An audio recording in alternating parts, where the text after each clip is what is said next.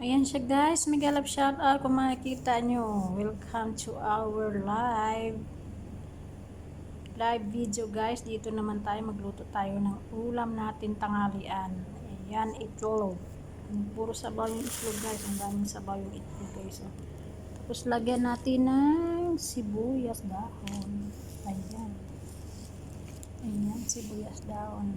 Lagyan natin ng sibuyas dahon ng ating yung kasi yung itlog na isang klaseng itlog na yan, kung makikita yung ano, sama yan sa loob ng ano niya, yung sa loob ng balat niya yan, yung sa loob ba, pagbukas mo sumama na yan. Ayan, kung makikita yung yan, no? Baka yung itlog na sabi nila yung itlog na ano ba yun, yung ginagawang itlog ginagawang itlog. Ayan, kasi mayroon din itlog na project, diba guys? Mayroon yung kasi itong itlog kasi to may expiry date.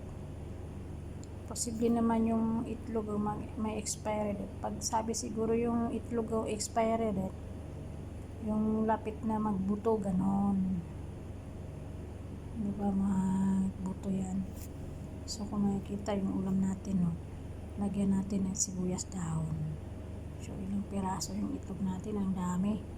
2, 4, 6, 8, 9. So 9 yung itlog natin, lagyan natin ng sibuyas dahon.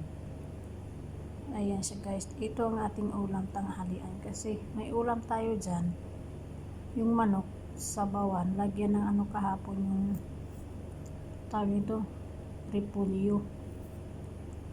So, lagyan natin ng repolyo yung ulam natin kahapon. Ito ngayon. Yung ulam natin itlog, lagyan ng sibuyas dahon. So, kung makikita nyo yan, no, ang ating ulam na sibuyas dahon at saka itlog. Ito ang ating ulam na tanghalian. Ayan. Mega love shout out. Thank you for watching guys. Ayan, mag-ulam tayo ng quickly cook. Quickly cook. Meron ba yung quickly cook? O kasi yung itlog, bilis nga maluto. Hindi may ulam tayo dyan. Ang ulam natin dyan ay manok na sabawan. Lagyan ng repolyo. So, na-miss man natin yung mag-ulam ng itlog. Yan yung kasi yung minsan ang ulam namin itlog, ano lang, yung itlog lang, wala nang sibuyas, wala nang bawang. Ganyan ako magluto ng itlog guys, yung purong itlog lang, wala nang halo.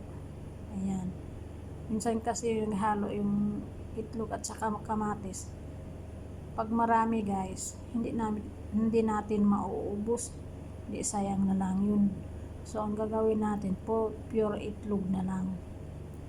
Pure itlog. Tapos, ito ngayon, tinatry natin, lagyan ng sibuyas dahon. Ayan, o, kung makikita yung sibuyas dahon natin.